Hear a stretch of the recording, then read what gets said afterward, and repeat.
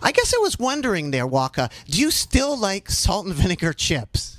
Yo, this guy's crazy. How you know that, man? I love them. That's my favorite chips.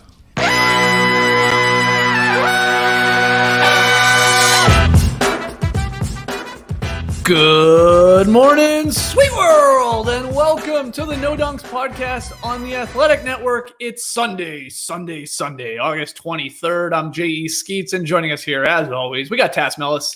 Happy Sunday, everybody. Happy Sunday, Tass. And we got the bearded one, Trey Kirby. Hey-o. Hey! Oh, and last but not least, making the magic happen today, JD. Hello. There he is, and here we are. Shout out to everyone joining us live right now on YouTube. Guys, keep your questions and your comments coming for this week's now Beach Steppin' podcast a little later this week. Email them in nodunks@theathletic.com. Tweet them in at nodunks. No international man of mystery today. Word is that Lee threw a stone so hard last night that it's still skipping across the water and he's got to watch it. So no Lily here on a Sunday. He should be back tomorrow, though. We're going to get into all four games from yesterday. But first, big news. Guys, the NBA playoffs have officially started. Yes, we got our first wedgie, guys. We finally popped one. Oh, yeah. Oh, feels good. Feels good. Feels real good. Feels real good to throw up that wedgie graphic. Wedgie number 40. Overlays are back. Yes, wedgie number 40. It was the Pacers Heat game. Tyler Hero. He will be our hero here. The rare layup wedgie, Tass. Was a pretty, you don't see a lot of those ones, especially down in the bubble. Yeah. Absolutely not. If I had the guts, I would go back and look at every single wedgie in the history of the NBA and see how many layup wedgies there were. Well, not in the history of the NBA. Since we started tracking them back in 14-15, I believe was our first year. But that being said, this is wedgie number 40. Mm-hmm. Our lowest wedgie total in the modern era is 40 back in 17-18. So this at least tied it. At least we don't have the lowest wedgie total, despite having the fewest number of games because of the hiatus. So wedgies per game, definitely up higher than 17-18. And we'll surpass it, I'm sure, when it comes to the rest of the playoffs. We still got a nice 60 games here to get one more wedge. Oh, geez. One more. Man, we need 10 more to get to 50 still. I'm still holding out hope. By the way, too, much love to TNT's Brian Anderson, recognizing us, I guess, in a way with the wedgie. But he gave the shout out to the starters. I mean, this is We've done a poor job rebranding that we're the No Dunks crew now. When a wedgie happens, it's tough. They just go to the starters. Come on. Look on the bright side. Look on the Mr. Brightside, though, Skeets. Maybe the starters happens to prevail in people's minds. It lives on in people's minds forever. So BA still calls us the starters. I also added him yesterday when we almost had a wedgie. He said the ball was in the neck, as he likes to call it. Mm-hmm. So I was sort of fresh on his brain, I guess, as a member of the starters, and not No Dunks. He doesn't listen to No Dunks, but he watched the starters occasionally. That's what I'm saying, Tass. I mean, it's great. Again, he knows that we are the wedgie masters, but give us the No Dunk show. We could use the bump, man, in terms of numbers. Come on, help us out there on the. We need that Brian bump. Yeah, hook us up, buddy. Exactly. All right, so that's great. We got 40 wedgies, 10 to go. Will we do it? Probably not. But let's get into the games. We'll start in the Western Conference here today. LeBron, Anthony Davis, they power the Lakers past the Blazers for the 2-1 lead. Final score was 116-108, so LA up 2-1. Tass, I got a feeling where you're going to go with this, but what's your biggest takeaway? Libro. Yeah, LeBron James is alive. Why did LeBron have his first big game in the playoffs? I think for a couple of reasons. First, I think him and Anthony Davis are going to take turns. It's like him and D Wade, him and Kyrie. Anthony Davis had his monster in game 2. Well, now it's LeBron's turn. I would say that's probably like 50% of the reason. Another 25% of the reason is they're just learning where their shots are coming from. Everybody is a lot more comfortable. And I think the other 25% of the reason is that, LeBron James just wanted to play in this game because he saw Kawhi Leonard in game 3 destroy the Mavs. And so he said, all right. We'll see you in the conference finals. Kawhi, you played like the best player in the league. It's time for me to respond. But I think the entire LA roster they're right. They are looking forward a little bit. They did take game 1 a little bit easy. As Anthony Davis said, they've been playing about the Blazers like every game is a game 7. Huge diss to the Portland Trail Blazers because, yeah, I think the Lakers have taken it a little bit easy, and LeBron was trying to find out where his shots were coming from, and he's saving all his jumps and all his drives. He's rationing these things because he knows he's going to be around for a couple months. So that's why we got his big game 1, and he looked fantastic. I thought there was another reason too, if I'm being honest. I looked it up during the game last night because I was curious. He finished with 38 points, 12 boards, 8 assists. But Kobe would have been 42 today. Rest in peace to the Mamba. I looked it up. I was like, what's Kobe's playoff high? What is it? Actually, it was shockingly, it's only 50. Only 50. But for Kobe, it came in an overtime loss to the Suns in 06. And I was like, LeBron. Oh, LeBron, you just would go and try and put up the perfect, either the 42 for Kobe's birthday, 50 to match his playoff high, something along those crazy lines. I wouldn't put that past a guy like LeBron James, but of course he came up short in this, still in a dominant game. But I'd throw a 1% on that, Tass.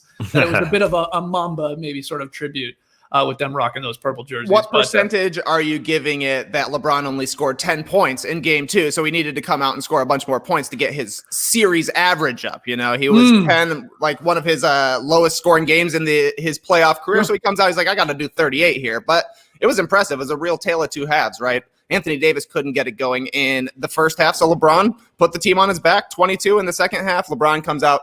He's looking good in the third quarter, but then Anthony Davis finally gets it going. 23 in the second half for Anthony Davis. When those two are engaged and wanting to be the two best players on the court, the Lakers look like the Lakers again. Yeah. It was, Portland was down 3 points with 9.5 minutes to go. AD comes back in, like you said, Trey, and then it felt like he scored on an alley-oop or a pick and pop jumper for the next 10 possessions. And, he had 12 in the final quarter.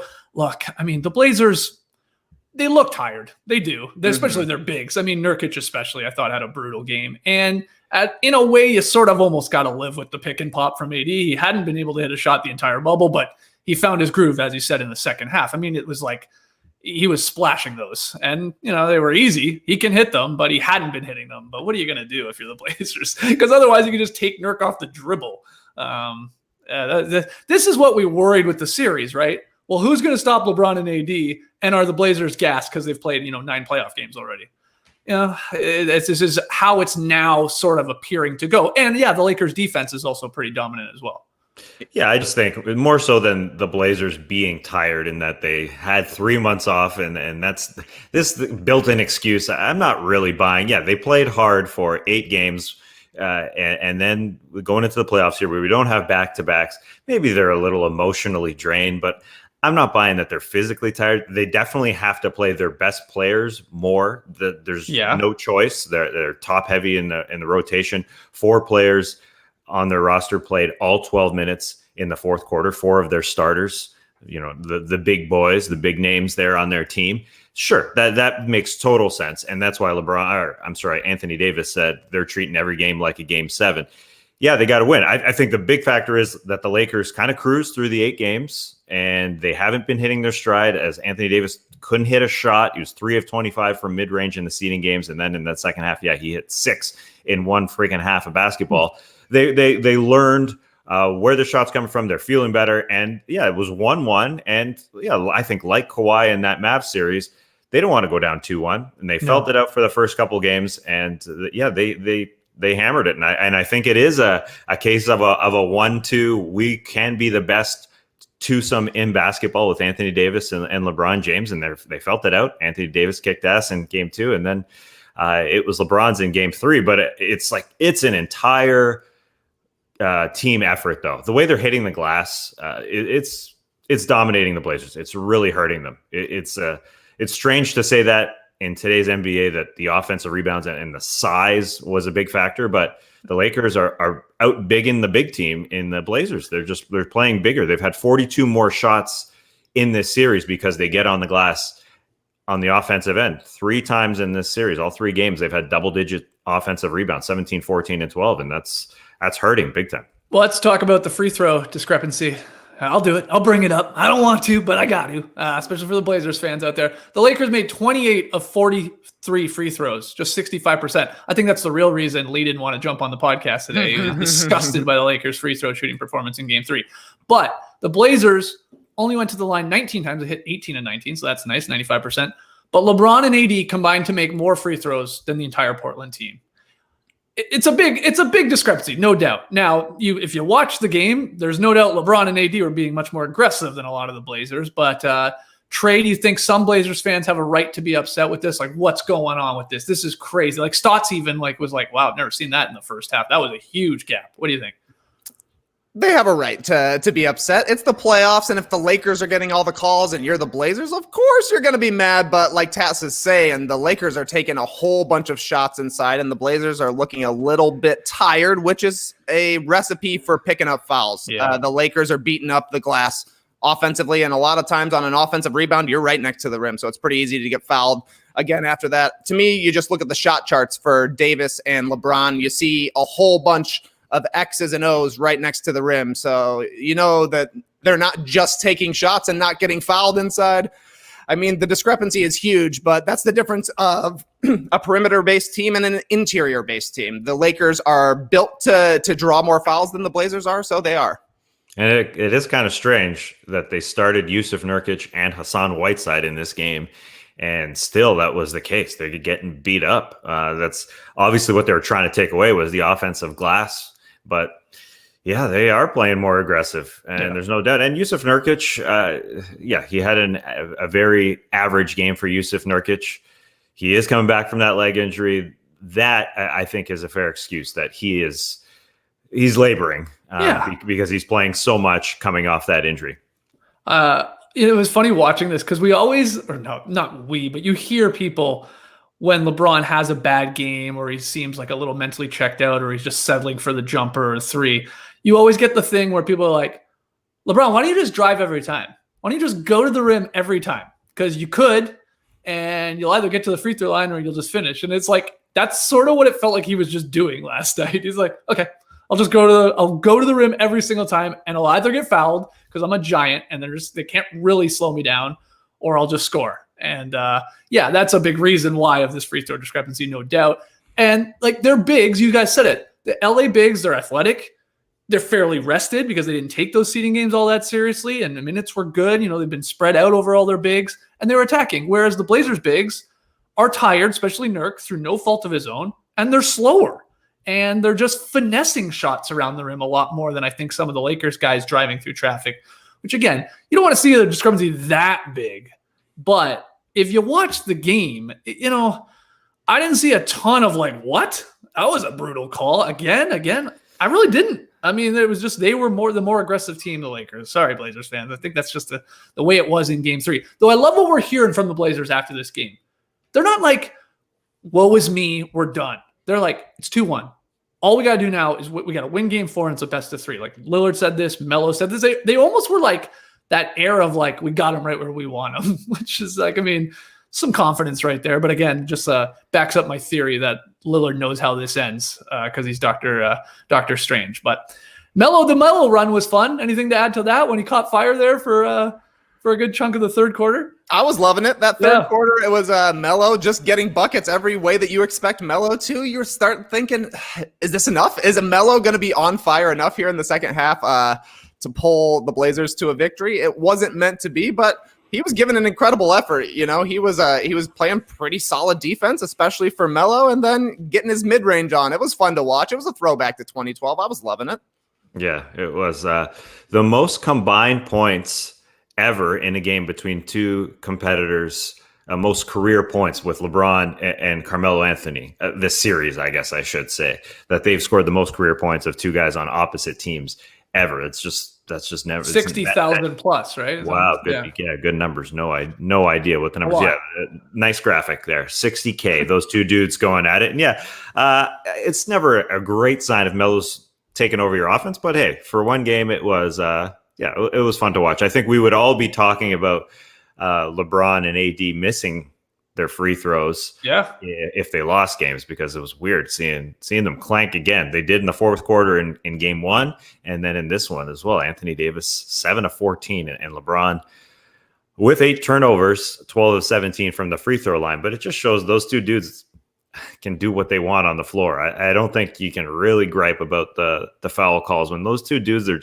they're bigger and they can handle, and the bigs on the Blazers can't do what they can do. Yeah. They are the two best players when they want to be, and everybody knows their roles now on the Lakers. I found one of the most hilarious possessions was LeBron and AD in the front court, and they just hung out while the Blazers went to go score, and it was Alex Caruso, Markieff Morris, and KCP. They're playing a defensive possession. It was like 3-on-3, and AD and LeBron just hung out in the front court. And like, you guys handle it. It was just a long possession where they didn't come back. Then the Blazers get an offensive rebound, and the Lakers, AD and LeBron are like, oh yeah, I guess we should come back. LeBron was the only one who came back, got a rebound, and threw it up to Cherry Pick and AD.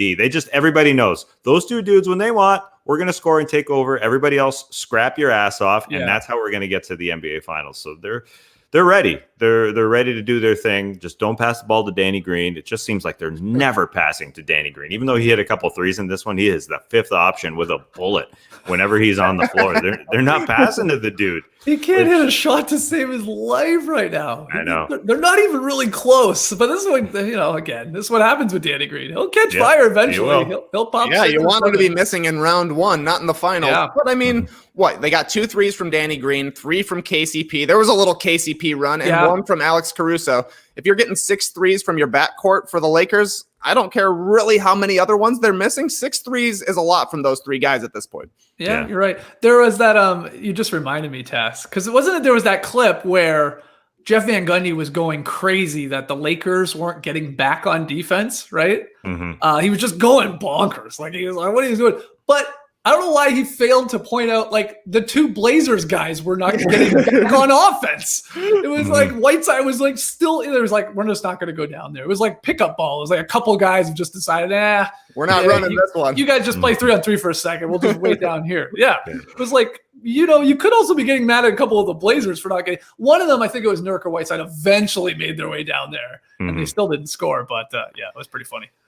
And you mentioned the guard play of getting enough threes from those Lakers guards. Rajon Rondo sitting on the sideline, apparently had back spasms. He has the thumb injury, but that's healed, and now back spasms held him out. I would just be worried. I think, if you're thinking about the Clippers are at least pretty whole, other than Patrick Beverley. I would just be worried if you're going to bring Rajon Rondo back in round 2 and round 3 and just mess with the chemistry. Like, get him back now. If I was Frank Vogel and he's healthy, obviously I guess he wasn't, but I would just rather get him back now, because that's just another little thing they got to work out. And then the camaraderie, cohesive advantage would go to the Clippers, which would be strange. But anyways, I'm looking forward to some Rajon Rondo just throwing another wrench into the plans one more time. All right, that game 4, obviously on Monday between those 2 teams. Okay, let's get to OKC getting their first win here in the playoffs. 3 guards there helped push the Thunder over the Rockets 119-107 in overtime. Nice to have a really, really close game. It felt like we had a lot of blowouts over the last couple of days, but this one right down to the wire. A lot to talk about actually in this one. So Trey, get us started. What's your first takeaway from the Thunder win? Well, you mentioned it. The guards were great. The Thunder played this one perfectly. 29 for Dennis Schroeder, 26 for Dennis Paul, and 23 for Dennis Gilgeous-Alexander as well. And, also Dennis Gallinari got to 20 points. I thought the Thunder just played this one perfectly, keeping it close. They were the ones to hit first, so they didn't have to be playing catch-up for the entirety of the game, because that's where things are really going to be the problem for the Thunder. They just can't score as quickly as the Rockets can when the Rockets are really hitting. But I do think when we're looking back at this series, if OKC is able to make this a comeback, the Rockets are going to really be kicking themselves for losing this game, because it felt to me like they took their foot off the gas there at the end. They got up 5 with about 2 minutes left. There was a big Jeff Green dunk. They were still up 5 with a minute left, and it seemed like Houston was pretty much just willing to trade buckets down the stretch, but then somebody steps out of bounds, then you miss a free throw. The next thing you know, there's a kick out to Shea in the corner, money 3. Chris Paul barely misses a layup. Harden fouls out, and suddenly the Rockets are like, uh-oh. Yeah. Chris Paul catches fire in OT. I don't know. I thought like the Rockets should have won that game. OKC really pulled it out. They played 48 minutes. actually 53 minutes, and it felt like Houston played 47 because they thought they had the win, and they probably should have had the win. So, OKC now just down 2-1, could be 2-2 after 4.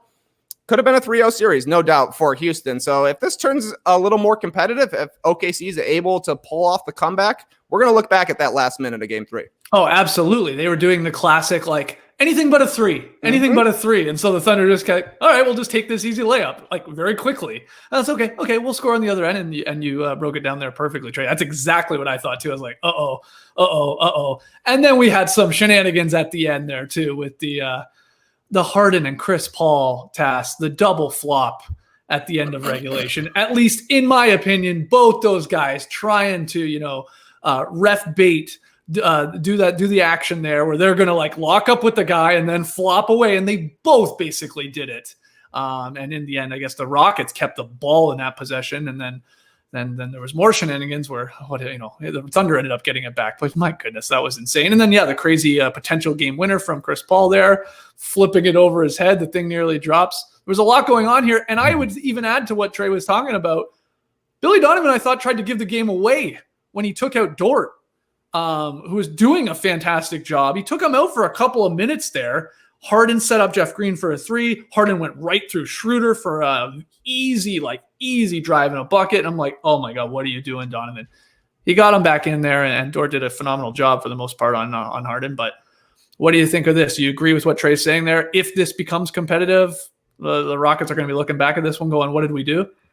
It's just such a fun 7 minutes. You mentioned the Chris Paul and James Harden trying to draw a foul on each other as they looked like they were dancing while someone was trying to inbound the ball. They're hugging each other, getting real close. I thought everything was finally right in the world in 2020 when those two dudes are hugging and trying to draw a foul. It was absolutely perfect. Those 5 seconds in the universe of 2020, I thought were perfect.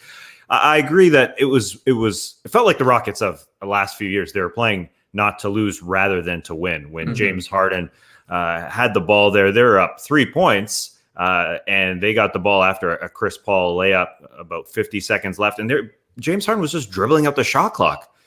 They weren't playing to win the game. They were just playing to hopefully we'll hang on to this thing and we'll take a shot at the 30-second mark and maybe it'll go in and we'll be up 5.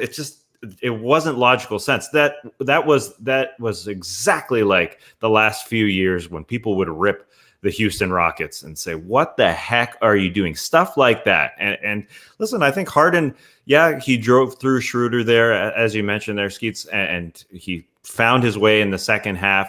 But a lot of possessions, he would not find his way for the first 18 or 19 seconds in the second half when it's winning time. And he would just say, hey, you take it. Hey, you, Jeff Green, you take it. And sometimes Jeff Green would pay it off. Or, hey, you, Daniel House, take it at the end of the shot clocks. It just wasn't good basketball. And the fact that the OKC didn't romp them is a great sign for the Rockets. They're still playing hard defense. The OKC just managed to pull this out.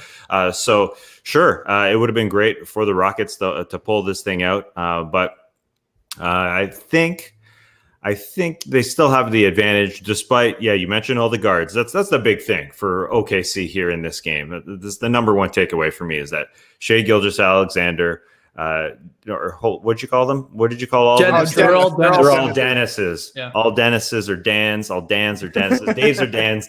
That's the old starters. Dans are Daves. Daves are Dennises. Now everybody's just a Dennis. Dennis Gallinari. No, the guards. Shai, Chris Paul, and Dennis Schroeder all decided after we have some ball movement, we can find the matchup that we want with this switching defense. And we can find a big, like the guys that the Rockets play at their 3-4-5, like Covington or Jeff Green, or, even if you get James Harden, they can blow by. And because there's not really a shot blocker back there, they're going to collapse. And they're going to leave Lou Dort open or somebody open. But those guys should have a lot of space out there. And I think that's what they realized. They realized, hey, they're really loading up on the ball. Let's move this thing and get by them. So the guards understood what they can do. And now we got a series. Now this should be fun.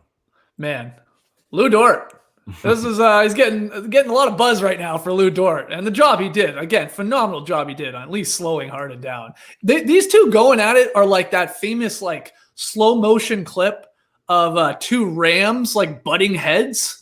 You know the clip I'm talking about? Like that, these guys are just built like Mack trucks, and like they don't really budge each other. It's really, really fun to watch. But he did a great job. Harden fouls out in overtime. You said it there, Trey.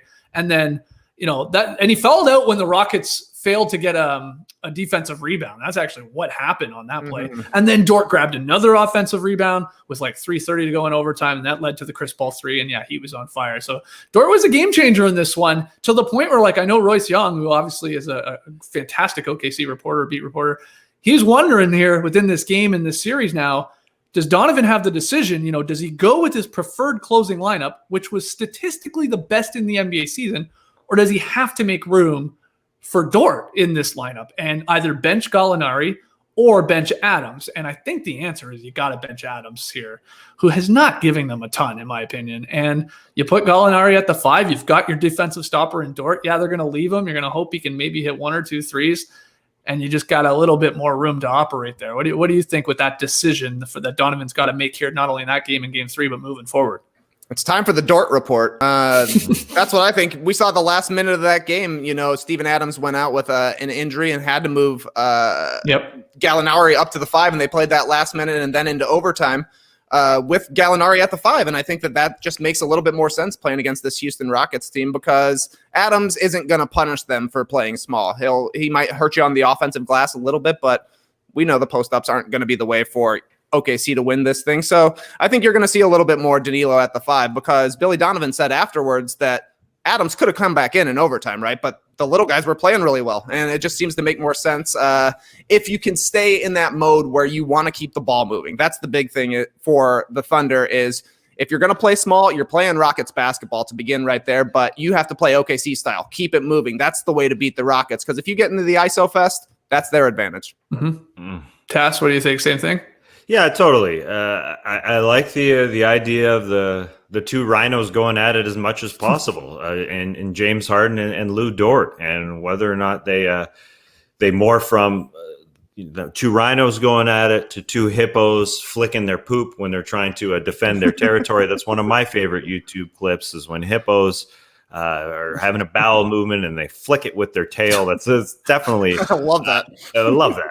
Obviously, and I actually was at the zoo with my wife, and I made a joke about that, and she said that's a rhino. Rhinos don't do that.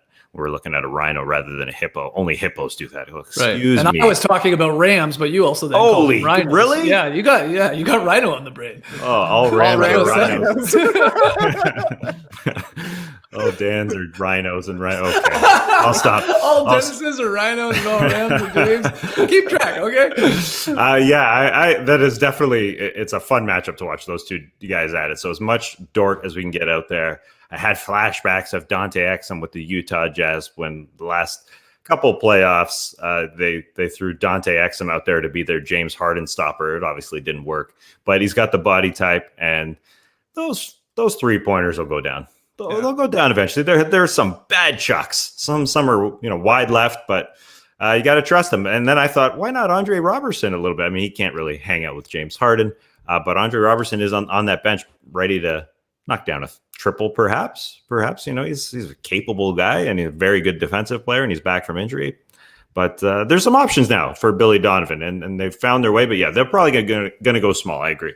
I think so. At least we got a bit of a series here now. I mean, if the Rockets pulled that out, we're looking at a potential another sweep. But, we're going to have some more games. It's always great for the NBA fans out there. So whether or not Harden just lights Dort up in game 4, or they suddenly can't miss a 3, I think that's still in play. Yeah, because like they could fall into their trap of like, oh, now you're going small like us. We're just gonna have a 3-point contest now. We're gonna beat you at that. So at least that was exciting that the Thunder pulled it out in overtime. Chris Paul took over. Despite punching guys in the balls incidentally, he says, and the double flop. I mean, I loved having Doris Burke on the call when the double flop was happening. And if you go back and watch it, and this was happening in real time for me, you could see both guys getting ready to pull off the shenanigans, like the flopping, the like trying to, again, draw the ref into thinking like they got pushed or pulled or whatever. Like you can just see it going through their eyes. Like, here we go. The ball hasn't been inbounded yet. I'm going to lock up and then I'm going to flop. And they like both basically did it. But Doris Burke was nice to have her at least like calling it out to some extent. I think she was more, I guess she was coming to the defense of Chris Paul a little bit more, right? Because she was saying Harden was really engaging in the lockup, but they both blatantly were trying to screw the referees there. Should have just been called double fouls. That's why we have double fouls, even though everybody hates that too.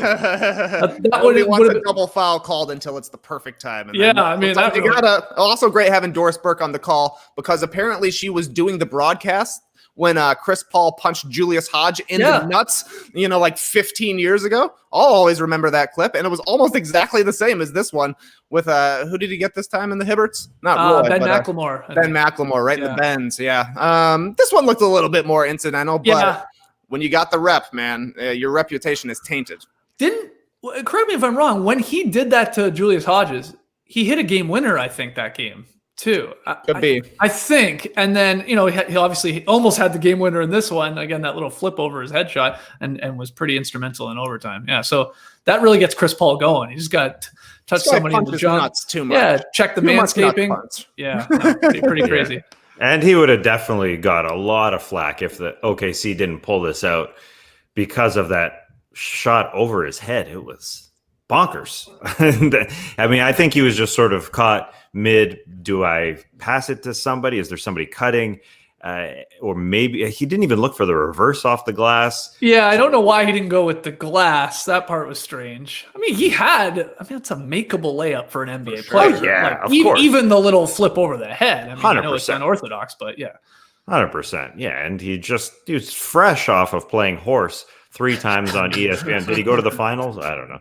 Maybe not 3 times, but that was definitely makeable. But it was just strange. He would have got a lot of the Chris Paul ain't clutch flack if they go down 3-0 after that. But he had a great game.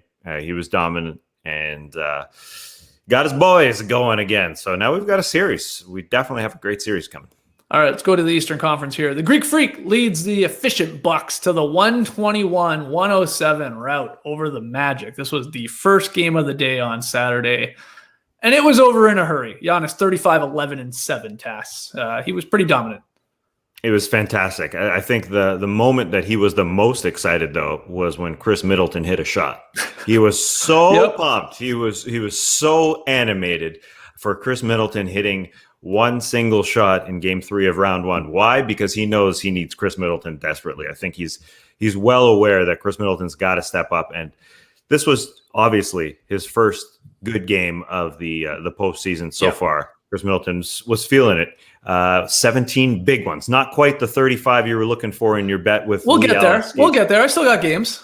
No doubt. There still will be games. But at least he was forcing it a little bit. I'm very concerned about everybody behind Giannis in this hierarchy on the Milwaukee Bucks, because it's question mark after question mark after question mark. I know feels a little wrong to be questioning Chris Middleton as an all-star who was 50, 40, 90, but his playoff resume is not it just does not match that regular season resume, which he has. So I'm looking forward to round 2 because this baby is done. We had a great game 1, little surprise there with Orlando, and they definitely hit some threes here in this game from DJ Augustine and from Terrence Ross. But it's strange. It's strange to see this Magic defense, which is really good, get spanked by this Milwaukee offense because Orlando, that's what they hang their hat on. Steve Clifford has built a really good defense, but when Chris Middleton wants to step up, when Giannis really forces it and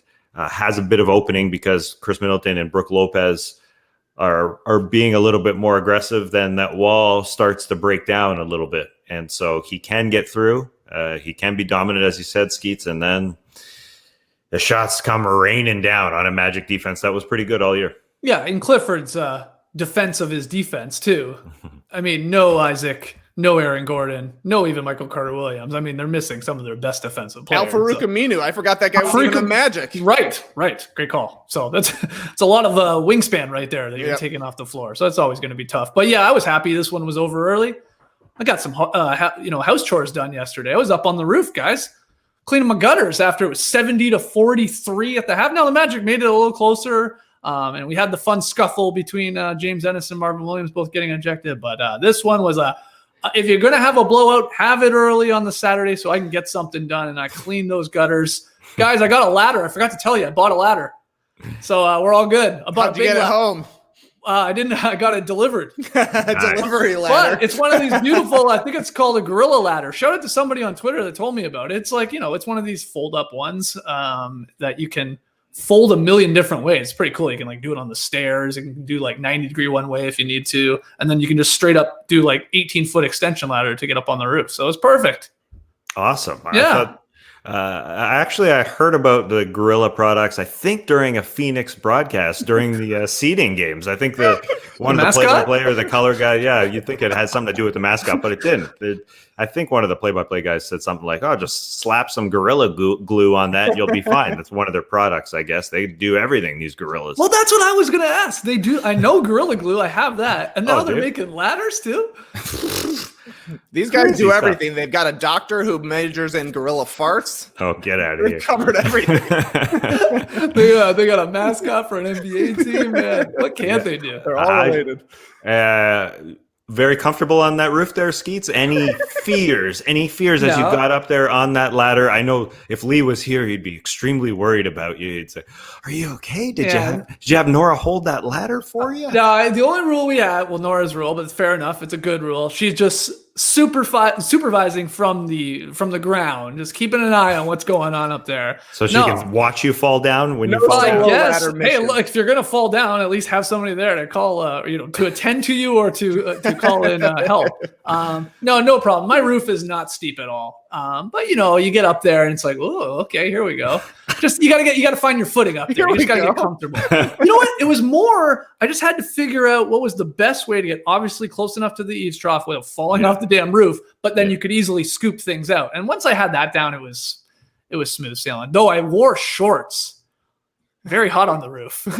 Very hot on the shingles. I had to stop at times because my ass was on fire. Like it was on straight fire. Because you're sitting on it. I didn't realize that. Yeah, what about the ladder leaning against the gutters or the eaves troughs and just doing it that way? That's insane to me because that's what Nora was saying. That's literally insane. First off, way more dangerous because I'm going up and down the ladder a million times. And also, I don't want my ladder leaning against my east truss. Like you got to start doing some damage to them. But you have a cool butt that way. Well, yeah, you would have a cool butt, but it was fine. Man, they were clogged. Glad I did that. So thank you to the Milwaukee Bucks for that unbelievable performance so I could get up on my new ladder and clean out those eaves troughs. Anything to add here, Trey? No, I was on a boat for this, checking the scores. Wow. I saw 70-43. I said, perfect decision to go out here. I will say, though, that James Ennis must be very strong because Marvin Williams gave him a hard shove. I feel like James Ennis didn't move at all. And I would have guessed that Marvin Williams is the stronger of those two. But, you never know anybody's core strength until they're really showcasing it. Okay. Here's the question, too. Did James Ennis throw a punch? Do you consider that a punch? His chop down movement. I mean, it was a punching motion, but there was like three people in between the two of them, and the guy that fell down was Darvin Ham, a coach for the Magic. So I don't think it's a punch, and I think suspending anybody on the Magic would just be cruel at this point. Yeah. I guess that's true. It's in play, Task, that he could get a game. I know Bobby Marks was on Twitter very upset with James Ennis. What are you doing? Like you could get suspended a game, and like your team is already at a disadvantage. You're in this series. I don't think anybody thinks they're going to win, but like, come on, James, you got to have a cooler head than that. You got to have a cooler head like Darvin Ham than that. Very cool head. Ham. Down goes Ham. I was like, no! I thought the Twitter consensus was, why the heck are you tossing these guys in the first place? Which I was down with. Why are you tossing these guys? It didn't seem like anything happened out there. Yeah, there was a couple shoves. Yeah. Unfortunately, it may factor in that these guys are not so prominent players on their teams and that they could be tossed. But, James Ennis is starting on this team, so I get what Bobby Marks is saying in terms of their lack of depth right now. Hopefully Aaron Gordon comes back. I don't know his status report, but No, he shouldn't be tossed. Definitely shouldn't be suspended whatsoever. And the Twitter consensus, as you said there, Trey, that Marvin Williams was the stronger of the two in the tail of the tape. The old man strength at 35 years old would take James Ennis, but I don't get that. I just don't get why, because he's older. James Ennis, yeah, as you said, didn't budge. A decade younger or whatever he is. Yeah. And I would take James. I would take James in this non-fight fight. Yeah, this was one of those weird instances, I think, where actually the referee who's trying to do his job to separate them, Darvin Ham and his head trying to get in there to separate them, like everybody, it actually made it worse, I sort of think. Like if they were just allowed to sort of like, get in each other's face, but it was like the trying to divide, and Marvin was holding on to Ennis, and that's why I think he did the punch chop down and definitely separated. It was like a little Red Rover there. He broke through. I just think in a weird way, they maybe made it worse. But anyway, we'll see if James Ennis gets a game. I'm doubtful. Like Tass said, they shouldn't even really have been ejected for these exchanging of shoves. Will they get a game, or will Ennis get a game? He didn't hit the ref even, incidentally or stuff like that. So I doubt it. I'll throw this in there. If people are desperate for some Twitter hot takes, throw this one out there, because it's desperate, very desperate. But Bucks assistant coach Darvin Ham, as we said, got thrown to the floor, but he is also in contention for many of the coaching jobs that are out there. The Bulls coaching job he's been rumored for. So did he do himself a favor by protecting his players? Maybe Bulls players are watching that and saying, "Oh, okay, Boylan was a tough guy who loved us, but this guy, he'll fall to the floor for us. Hire him." Zach LaVine loves that. Ask Zach LaVine about it. He's going to love that Ham move. I buy it. Trey, you want Darvin Ham coaching the Bulls? No, slice me off some of that ham. I'd be happy if that guy came to Chicago. Though, in the early 1900s, Chicago was known as one of the biggest pork packing plants in the entire world. He's got to be a little nervous about that. Pork talk. Hey, man, we're doing it all out here. Yeah, gutters, pork. It's Sunday, right? We should be frying up some bacon while we do this show. So it all makes sense. All right, well, let's get to the final game. Jimmy Butler scored 27 points. Heat beat the Pacers. They take the 3-0 series lead. This one might be a wrap. Though Indiana, especially led by Malcolm Brogdon, keeping it close. Indiana cut the lead to 2 points like 3 times in the fourth quarter, but Jimmy Butler and the Heat get it done in the end. They're up 3-0. What do you think, Trey? You want to talk about free throws? Talk about Jimmy Butler going to the line 20 times, knocking down 17. If you're not going to be able to shoot threes, that's an efficient way to score, and it's a great way to be a closer, as we've seen. But the Heat, at this point, they've got their own big three right now, because Jimmy was great. He had that amazing block on TJ Warren. That was some crazy defense to cut off the drive and then get back at the rim. That was awesome. Bam was just consistent all game, 22, 11, and 5. He was scoring all kinds of ways. He's a real fulcrum for them. And Goran Dragic, again, was huge early in this game, finished with 5 threes. The three of those guys together give the Heat so much versatility and scoring from all 3 levels. They can all, Bam's not much of a 3-point shooter, but he can knock you down a mid-range jumper. He's good inside. Jimmy's at the line. He's inside, and maybe he'll hit you a clutch 3. And Dragic has been on fire in the bubble. They're looking like a tough team, because the defense is going to bring it as well. The shooting has been good. Those 3 together are balling, and that's why it's looking tough for the Pacers right now. Brogdon was great, but they just don't have enough shot creation. Maybe if Sabonis is able to actually come back and play, which seems like a possibility, it could happen, but maybe they can get a win. But this thing feels like it's over. Yeah, I would add to that, the Heat big three, as you're calling them, especially when Dragic is FIBA Dragic and he's on fire. It also helps when you can add, it feels like one guy who's on fire from distance, at least one guy. So either Tyler Hero, like it was sort of in game 3, Duncan Robinson in game 2. You got a flamethrower out there with those 3 guys too. And then you can decide where you want to go. If it's Kelly Olynyk, it's Jay Crowder, like stuff like that. This team, this is going to be a fun battle against the Bucks too. This is not going to be an easy series by any means for Milwaukee. But yeah, Bam coming up with 2 huge, I thought, late offensive rebounds. Like you said, he didn't have like a dominant box score, but he was making those type of plays, those Marcus Smart winning type of plays. Yeah, I felt bad for the Pacers watching this. They got embarrassed the first half, Tass, and then really put up a fight. And your guy, you again, coming into the series, you said it, like, if they are going to have any sort of chance at an upset here or go deep, Brogdon's got to be special. And he was 34 and 14.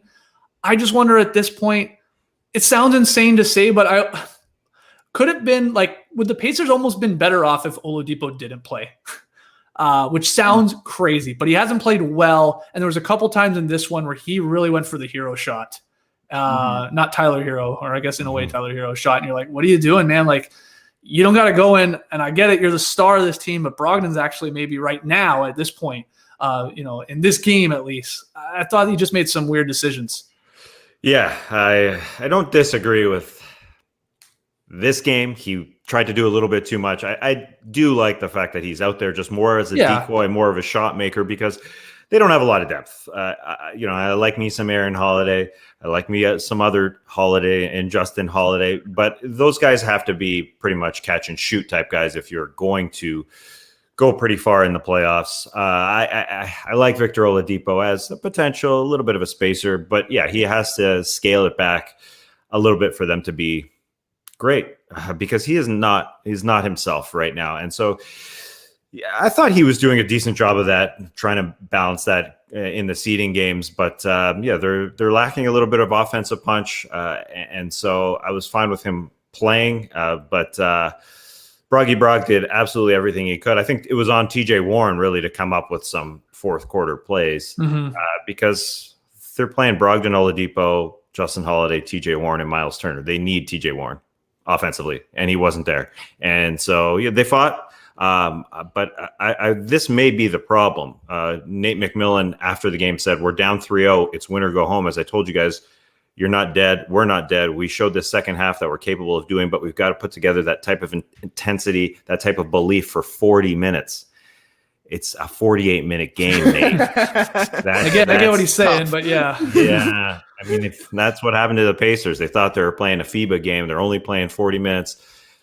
That's why they lost. Listen, they don't have the offensive firepower that the Heat have. It's simple as that, I think. And I'm a huge Goran Dragic fan, and it feels like we haven't had a real Goran Dragic postseason moment forever. I mean, really since he was a Phoenix Sun, where he was really playing to his capability. So this is awesome to see him have a lot on his shoulders. And I thought, speaking of Nate McMillan, I thought the game may have turned late in the third quarter, because I've never seen this before, because this is the first year of the coach's challenge.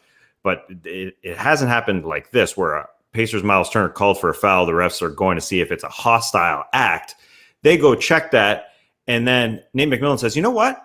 I want to challenge on the foul call. Right. And they overturn the foul call. The call is on Kelly Olynyk instead. And so obviously no hostile act, because there's no even call on Miles Turner. I thought end of the third quarter, what a move! That could change the momentum. And it looked good for a while, but the Pacers, they can't score against that Heat defense. It's just too freaking good. Yeah, if Sabonis is playing in this series, it is. I mean, to me, it's like a 7-game series. I really think the Pacers are that good when he's out there, but it's unfair without him. And I don't think he's playing. I mean, I know you threw that in there, Trey. I know it sounds like he's come to the bubble. He's around. I think he's just come for support. I mean, a little too late, maybe at this point, but I highly, highly doubt. I think it was Woj saying it's very, very unlikely he's actually going to play. He's been suffering from plantar fasciitis, and that's what he's been dealing with and rehabbing. And he hasn't even played ball, I think, in what they say, 6 weeks or something like that. It's a long time. And now you're down 3-0, and it's like,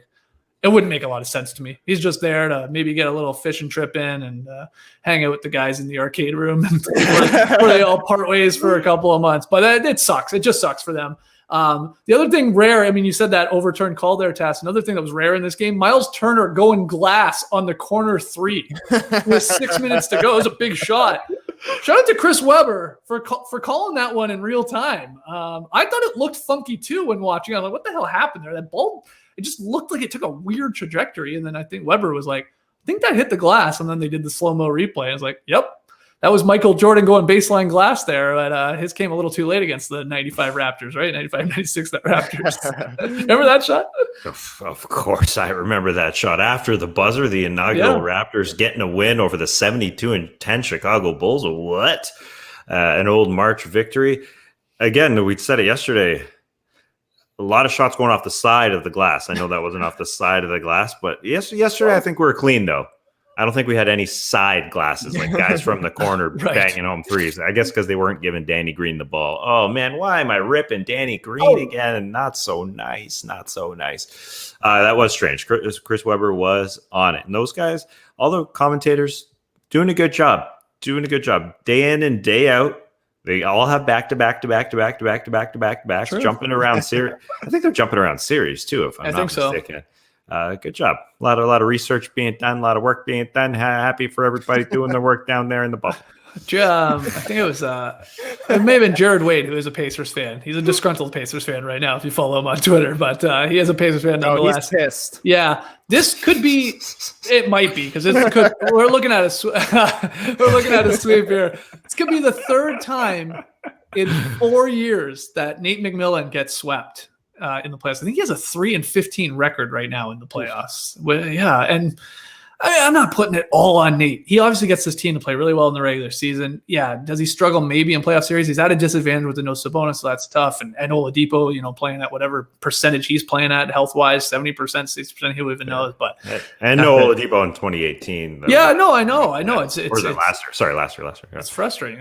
But the still. Pacers kind of had to expect it a little bit, right? Yeah. 'Cause they gave him that extension for just a year because coming into the bubble, Nate McMillan's job status was a question, certainly.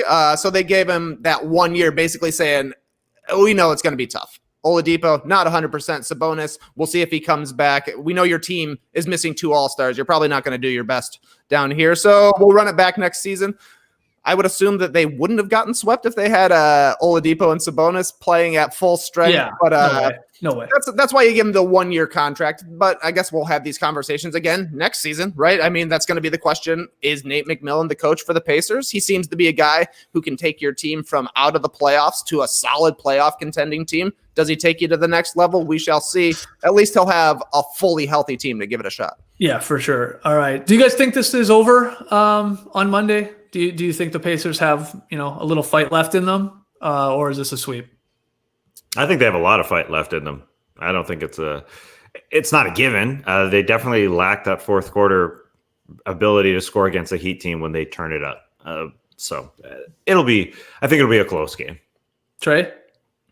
I would take the Heat. They have looked pretty solid so far in the playoffs, and it's just the talent discrepancy right now for Miami is so huge. The Pacers are going to fight and scrap. They've been playing hard this entire series, but I do think the Heat are just a lot better right now.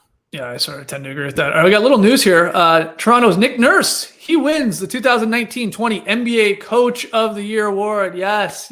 Nurse received 90 first place votes from a panel of approximately 100 sports writers and broadcasters. He is the first coach to be selected as Coach of the Year in both the NBA and the NBA G League. And a pretty cool moment, Tass, on TNT of how they awarded Nick Nurse the actual trophy and what they did for him.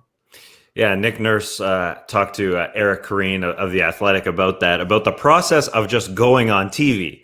He was being asked by the Raptors PR person, hey, come do an interview with TNT, and he was debating it. I mean, I'm mid-series. Do I have to go on and talk to these guys? And somehow she convinced him to go on, and he had no idea what was happening, that his high school coach would come on and basically present the award to him. That was amazing.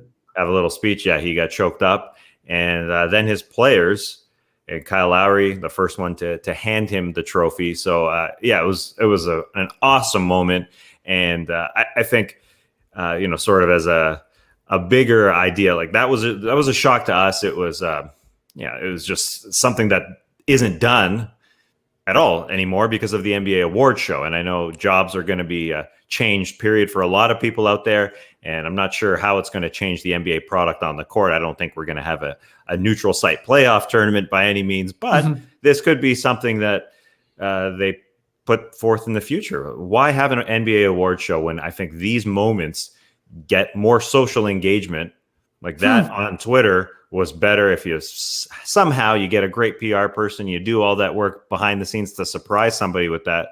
Like they surprised Nick Nurse and what a journey he's had. And Eric Koreen wrote about that incredible journey. But I would just say this moment, I think it gained more traction than a lot of the things get at the award show. And you don't have to put together a ginormous production for it. And so, yeah, why the heck not? I think it makes sense that this would change. And last note, congrats to Nick Nurse. You deserve it, man. Yeah, well deserved. Anything to add, Trey? No, he's the coach of the year. We all thought he was going to be, and it's good to see that he actually won the one that really matters. He didn't win the Golden Globes coach of the year, but he did win the Oscar coach of the year. So that's true, and that's truly what people remember. It's the Oscar wins, not the Golden Globe wins. That's just the way it is. All right, well let's spin into tweet of the night because I got a little bit more about that. Tweet of the night. Wow. Twitter. Yeah, tweet of the night. It's actually tweets of the night, but from the same person, and it has to do with Nick Nurse and has to do with Eric Kareen from The Athletic, Raptors beat reporter. He tweeted, Nick Nurse said his second time in England, he thought about quitting. He went to the hotel, wrote 4 things he might like to do instead of coaching. He said, quote, it looked like absolute shit to me. I don't know if I remember all of them. One was like go back and run a recreation center type place as a director. One was, I think, real estate. One was an accounting degree. That one really looked bad to me. So Nick Nurse was, making a list once upon a time, like, if I'm not going to be a coach, what else could I do? And luckily he's stuck with pursuing his dream of being an NBA head coach. And again, like I said, won an award in the G League and has won awards overseas, and then now has the coach of the year in the NBA.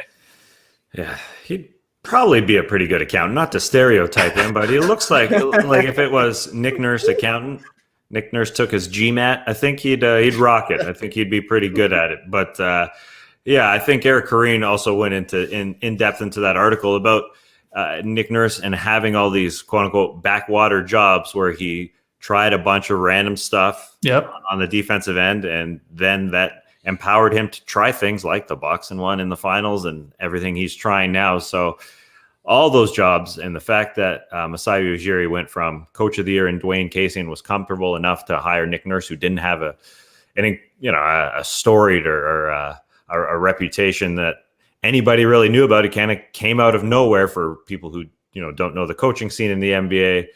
Shows up, boom, tries all these things in year 1 and now year 2. So he's got it going on. And I didn't realize he was coach of the year in the D/G League. So that's he can do it all, man. I'm sure he can do some accounting as well.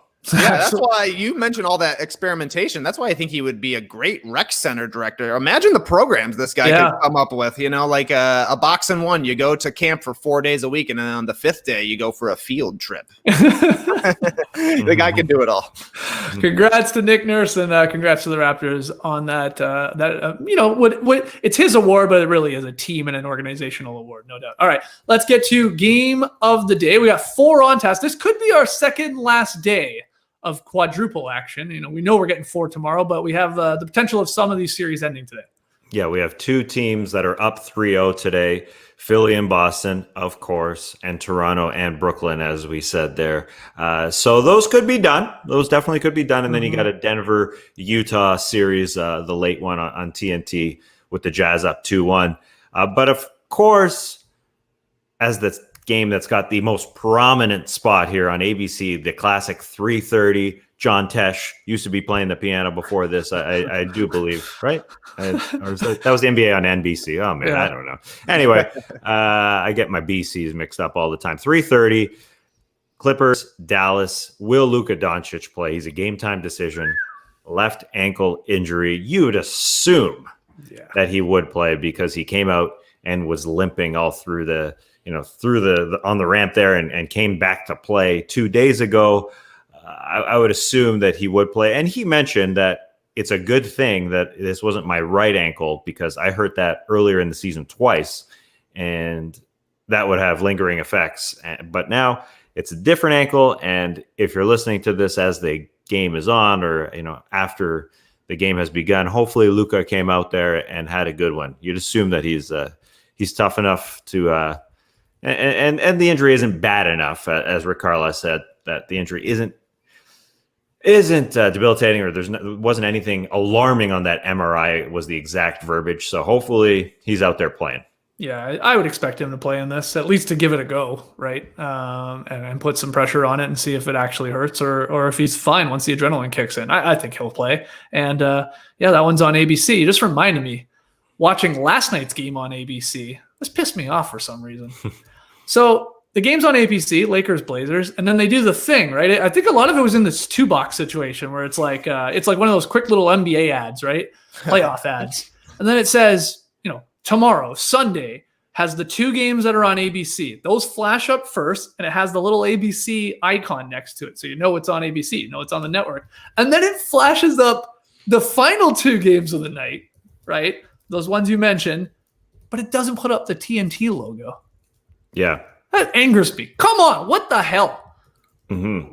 We do, oh my God, we're watching ABC. We can't know that they're on TNT. That's so strange to me. You don't see that often. Did you catch that, Tess? Oh, you better believe I caught that. I knew you would catch What's with the network wars? Yeah. Come on. Your BC is my BC. Your TNT is my TNT. Let's promote the game. Right. Let's not promote the game. When I'm watching the playoffs, I don't need an ad that's telling me to watch the playoffs. Oh, wow. I don't mind that ad, though. I don't mind it. We've seen it a million times by now, but I don't mind it. For me, I'm like, give me the full screen basketball. I'm going to tune in to watch basketball. I know when basketball is on. They usually time it during a free throw, and you're like getting a close. I gotta see the mechanics. Yeah, I can't see the flips from that far far over here for sure. All right, so we got games on ABC today. We got games on TNT. We'll be back on Monday to recap them all. Keep your emails coming in, your questions and your comments to nodunks@theathletic.com. Grab yourself some No Dunks merch over at nodunks.com. And if you listen to the podcast on iTunes, do us a solid, guys. Please leave your boys a 5-star rating and review. Like I said, Lily should be back on Monday if that stone ever stops skipping or skimming, depending where you are in the world. All right, keep it skipping. Clipper Bros. You heard it here first. Have a great time. Turn up. Love you guys. Awesome. In honor of Lee, I'll just laugh at the Clipper Bros. Thanks for joining us. And remember, he does love that clip. I love seeing that guy. Embrace the day, people.